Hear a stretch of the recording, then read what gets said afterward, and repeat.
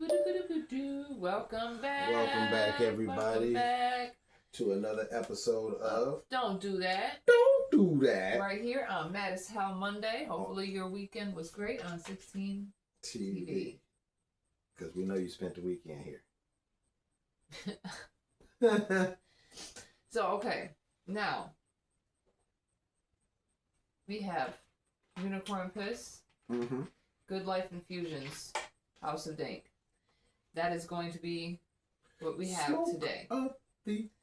Now, to get things started and get things rolling, so we don't keep you here for too long today, the DOJ is responding to officials Epstein's comments in hidden camera footage because, of course, they lack some sort of brain cells up there and they are a little slow. Like, a little slow. They don't know how to look into things. Just a little slow. So the information is from WCB Count on 2 by Brett Samuels, The Hill. Joseph Schnitt, a deputy in chief of staff at the Office of Enforcement Operations, was caught on camera, suggesting that the government would redact the name of any Republican incriminated in Epstein files. And the Ghislaine Maxwell was relocated to lower security prison as part of a deal. So the Justice Department did state the comments in this video have absolutely zero, they say zero bearing with reality and reflect a total lack of knowledge of the DOJ's review proves. The DOJ, I don't know what the hell I'm thinking, DOJ, is committed to transparency. Transparency. All right. Now, mind you, apparently the DOJ is committed to transparency, you guys. No, they're not. As we have seen. And is in compliance with the House Oversight Committee's request for documents. No, you're not. We have received the same ones over and over again. Over and over again. Over and over again. Over and over again. You see how I did that on repeat and it kind of skipped a little at the end because it's getting a little worn out? Over and over again. I can't repeat it. It's broken now. So the department also published a statement from from when Schnitt sent it to Jeffrey Pollock, explaining, which is his boss, that he went on 2 dates in August with a woman named Skylar after they met on Hinge. On Hinge? This is why you're single. Hinge. I mean, part of the problem why you're single now with no kids, no family. Hinge? Come on, bro. Just go out. My God. Go to a gay bar or something. What in the world is Hinge? It's a dating app. Schnitt stated that she claimed to be an au pair. An au pair. An au pair in Georgetown. She gave no clue that she was a reporter or recording our date. Had I had a clue, obviously you never seem to have a clue, the first date would have immediately ended and there would have never been a second one. So wait, an au pair? An is au that a piece pair. of fruit? Oh, wouldn't you like a piece of fruit? The term au pair is actually a French term meaning at par or equal to. It is a young person from abroad, typically a woman, who helps with housework or childcare in exchange for food, a room, and a small wage. So basically, I see it like this. He wanted to save her. He felt like she was in some sort of solitude and he wanted to save her. Sir, she wouldn't have wanted to be saved. Not by you, at least, anyways. Because some people like their chocolate. We like our chocolate sometimes. He also, what? An au pair. An au pair. Yeah, right? He wants an indentured servant. He also claimed that he only learned of all this through the media. He stated, "I have no knowledge of the circumstances surrounding Ms. Maxwell, other than what was reported in the news. I also never divulge in anything about what I do at work. I specifically said I only know what's been reported in the media." There's been a lot reported in the media, though. But no, have you noticed in the statement that he said there's actually no denying that he said what he said about taking names off the list, though, right? Mm-hmm. Exactly. So now O'Keefe is the one who had published the hidden camera footage. He knows their tricks, their trades. He's one of them. But he's a Republican that wants those names. He's a Republican that has some sort of moral code. I guess, yeah, because you don't touch on little girls. Kids, period. Or kids at all. So now O'Keefe is a founder of O'Keefe Media Group. He previously led the right-wing group Project Veritas. They produce recordings of subjects by gathering incriminating and unflattering information. Yeah, they're really good at that, and as you have seen, this is quite a few times that they've been caught up in that and stuff like that because they know they lack brain cells, as you have seen. Now, in the video that was posted, he can be heard saying the government was offering Maxwell something to keep her mouth shut. Maxwell sat in for interviews in late July, and she has absolutely indicated the fact that she wants a plea deal. You think? She wants a pardon, a pardon. Not a plea deal. She want to get out of there. She want to get out. So he was indeed caught saying that they will redact every Republican or conservative person in the files and leave all the liberal and Democrat names in there. Bro, we want all of you. We want it all. Stop trying to handpick who's caught. Stop shifting the goalpost away from yourself. Right. Okay? Love moving the Stop. goalposts. You're just moving it. You keep moving it. Love moving it. Goalposts. Moving it. But we can do it, though, but you can't. We can do it, but you can't. We can do it, but you can't. A whole broken record all over again. Mm-hmm. Hugh Hefner. P. Diddy. The only difference here is they were grown women. Right? These were children. Children that you took their virtue from. Their virtue. Their innocence. Their whole innocence. I mean, at the end of the day, even the ones that were like 17, 16, already out there doing their thing, you still took their virtue from them. And the reason why I say took their virtue from them is because you took it from them. They weren't willing to really give it to you. You warped their minds. They were already in bad situations where you got them from. They were not like they were in good situations. So you took advantage of that. Congratulations. You guys are idiots. Alright. Unicorn Pish. All right.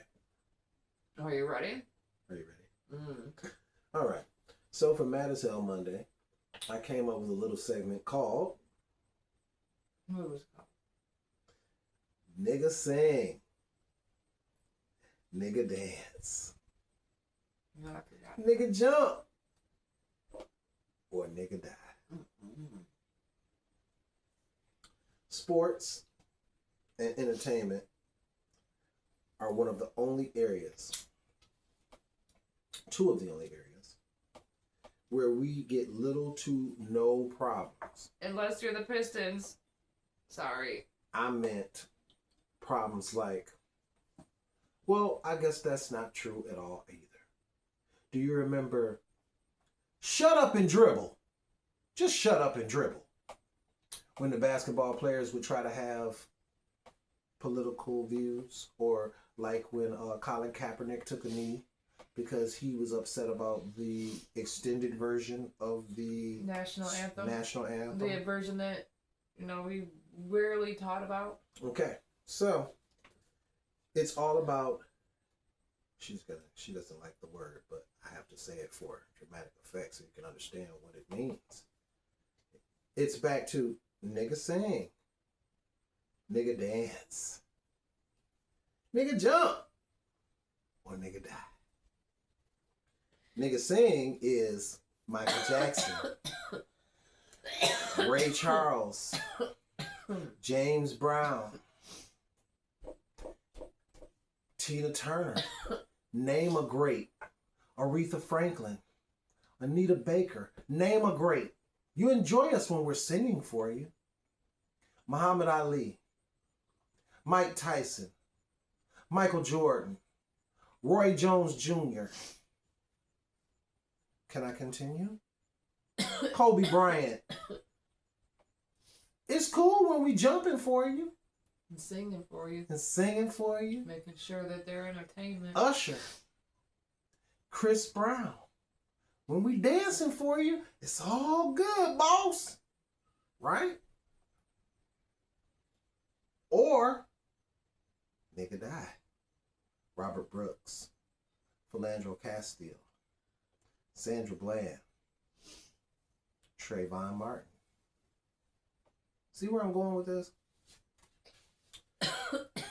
When you're singing for them and you're promoting violence, it's all good. Mm-hmm. Promote violence in your music.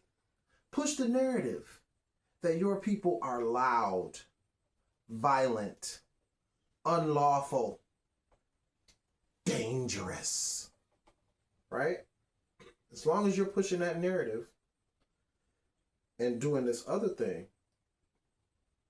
help us fill these privately owned prisons so we can profit off the body count, because they get paid for every prisoner, and the free labor. For those that don't know, see the 13th Amendment.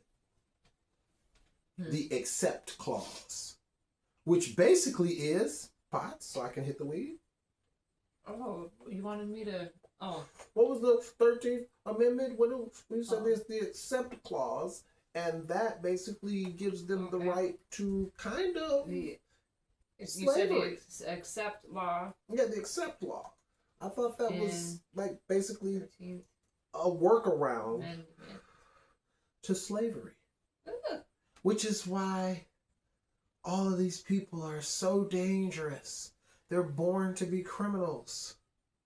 We have to go to these dangerous cities that are highly populated with black and brown people and lock them up to fill these privately owned prisons, to wash the backs of these big business owners who have stocks in these privately owned prisons and have an interest in whether or not they succeed and have the proper body count to incur the proper federal funding, something that some of these, schools are being threatened with if they don't comply to this administration's take on how things are going, right? Right? Okay. So, admire black people, but resent black people. Let me elaborate. Why get a tan? Oh, hey, here it is. In the 1911 case, Bailey versus Alabama, the Supreme Court clarified that the 13th Amendment exception for criminal punishment does not permit a state to compel a person to perform a contract for personal services by imposing criminal sanctions for non-performance. In Bailey, and Alabama law established a presumption that a worker intended to commit criminal fraud if he did not perform a labor contract and failed to return property he had received as compensation to his employer. Under the statute, fraud was punishable by a fine or alternately hard labor. The court held that the law indirectly compelled workers to perform labor in a violation of the 13th Amendment prohibition on involuntary servitude and federal laws prohibiting peonage. Basically, what they did is whenever they took the prisons and they did the chain gangs, basically, that was hard labor, but also because you didn't get anything for it. You really didn't get anything. You got nothing for it. And a workaround to slavery. A workaround to slavery. You're going to fill the prisons with the people you want them to be filled with. And then work the shit out of them. Work the shit out of them. And the prisons are basically plantations, but it's legal because they're criminals. Right? Okay. Right. So, like I said, admire black people, but then resent black people. It's weird. Why get a tan to darken your skin? But you hate black people. But you hate black people. Why get a Brazilian butt lift? If you have a flat ass, just enjoy the ass that God gave you and have a flat ass. If you have an iron board backside, then have an iron board backside. Right? Tis what it is. Collagened lips. Why? Why? If you got the Larry Birds, then you got the Larry Birds. You don't need collagen lips, right? You said the Larry Birds. Now here's not the thing. Those. Because you know he had the so he had the for real white people. Here's one that's funny too. And me and her talked about this one. Black men are not the ones that came up with the all of us got big old yeah. We didn't come up with that. We didn't come up with that. They came up with that. But you know what's funny though? Is they're so jealous And of the black race. It's weird. Is that it's weird is because they don't seem to realize that not all black men have horse-sized drops. Not all of us are Mandingo, but not all of us are I don't want to not yeah. I'm saying I haven't came across this in a black person. Never. But Okay. I'm saying Have I came across not I mean, but not very not everybody's big, Godzilla. Not everybody's Godzilla. Yeah, but not a pinky. But I'm just saying they came up with this stereotype, but then get angry if they find a white girl that likes black guys. They want to call them a dirt dolphin, A mud shark. a mud shark. They want to shame them out of existence. Why? There are white women and black women and Mexican women that love white guys. You don't have to take us out the game and hate on us. Oh, because God forbid the white race will be diminished. So then I have where I say, you know, these are the things that I have seen that, you know, white people are responsible for. Okay. White people are responsible for Jim Crow. But at the same time, they want to get credit for ending Jim Crow. White people are responsible for slavery. But then they want to say, hey, we abolished slavery in 1865. We fought the Civil War. But then we still had to have a civil rights movement 100 years later because y'all wasn't being right. Right? Okay. Redlining. Where businesses would thrive in black areas. Redlining. Building freeways and all types of shit through their shit so that it wouldn't. And then not being able to get loans and, you know, stuff, housing loans, job loans, stuff like that as well.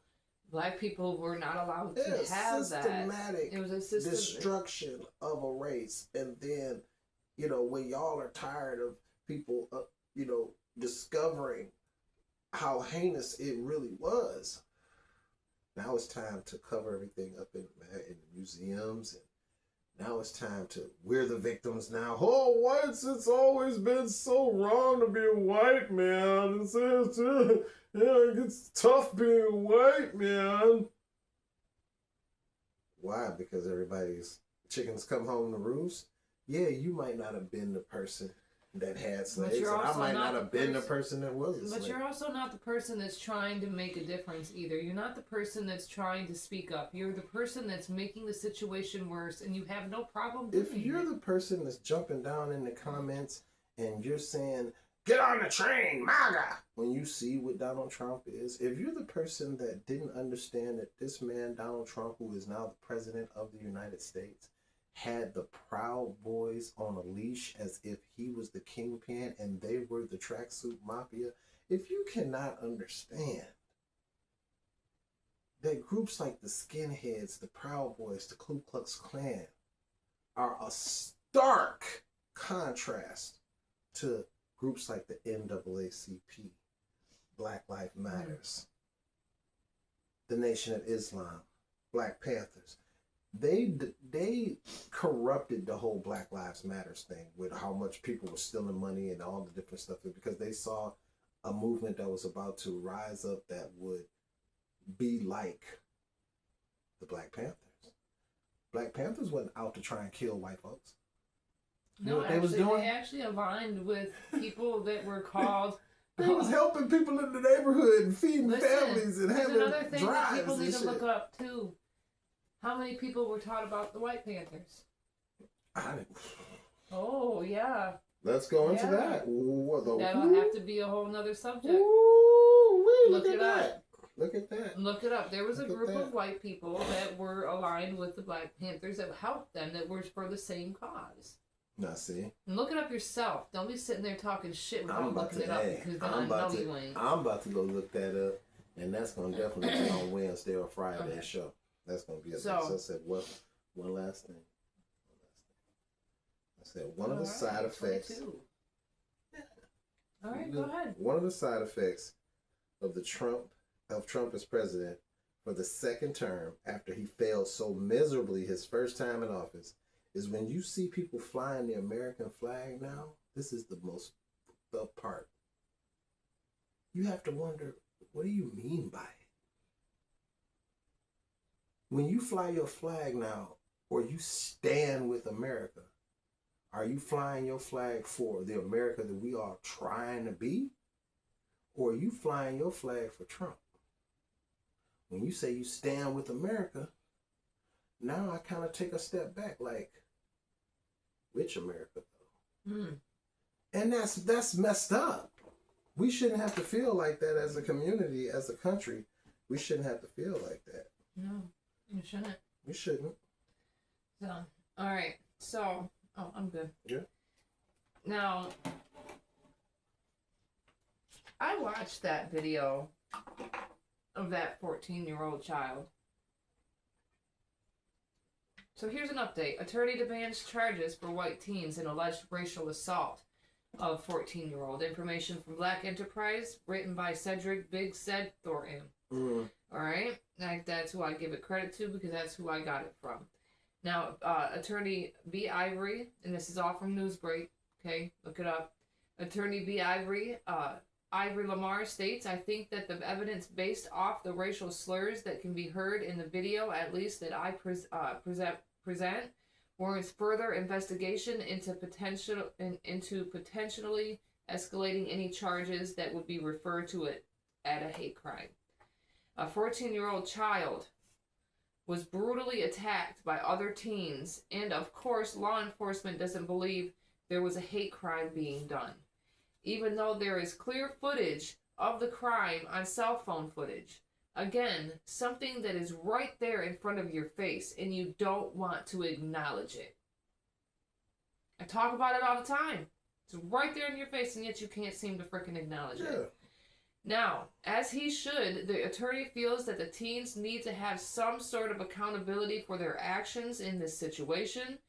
He has provided footage that shows these teens beating this child and using the N-word Like they don't have a care in the world. And you wonder why there is such a problem with that word. Old school 50s and 60s. This is why you are not allowed to say it. You are racist. I'm sorry, you're racist if you call somebody the N-word like that. I don't care. I stand on it. 10 toes down. Period. Now, the Iowa County Sheriff's Office stated that the attack wasn't racially motivated, of course. Because why? Still, it took place because the victim allegedly committed crimes, and they attacked him based on that issue. Even though there is clear proof in the video that racial slurs in fact were being used, and I thought you taught your kids. I thought you taught your kids to call the cops. Or now, if I'm not mistaken, allegedly, from my understanding, one of the kids' parents is a cop. Allegedly. Okay, so now, and still to this day, the victim has yet to have any criminal charges. If he was this person who was doing the crime, there's no criminal charges handed down to him. But yet, that is the reason why those savages attacked that child. The attorney stated regardless of whether the victim was the individual who is alleged to have committed these acts, I think that's completely beside the point here. Oh yeah, that video was horrendous. There have been no criminal charges whatsoever against the victim. The attorney stated, at the very least, I would expect assault charges, battery at least at the misdemeanor level. I think that what we see can potentially even rise to a felony. Mm. You're disappointing. The evidence is right there. It always is. And just like those videos I tell y'all to go watch about the police brutality that you claim isn't there, it's right there in your face. Can't seem to miss it, and yet you still push it aside like it's not there. Anytime officer, what was it? DJ, I can't remember his name now. That's messed up. But anytime. Oh, was it the bootlicker you're talking about? No, not the bootlicker. Oh, not the bootlicker. Okay. Talking about the guy that sucker punched William McNeil. Oh. Bowers. Uh-huh. Anytime DJ Bowers can punch this man in his face twice on camera, and everyone can come to the conclusion that it's not racially motivated, that it's not criminal, that he was doing his job. Where are we living at? Feels like Germany, guys. But I'll see you, we will see you guys here in a little bit. I know. But we'll express that on another episode. So we will let you guys get going. Thanks again for coming out and seeing us. Don't forget to like, comment, share, subscribe, and of course get notified. And we will see you on Wicked Wednesdays. Peace out. Peace. Bye.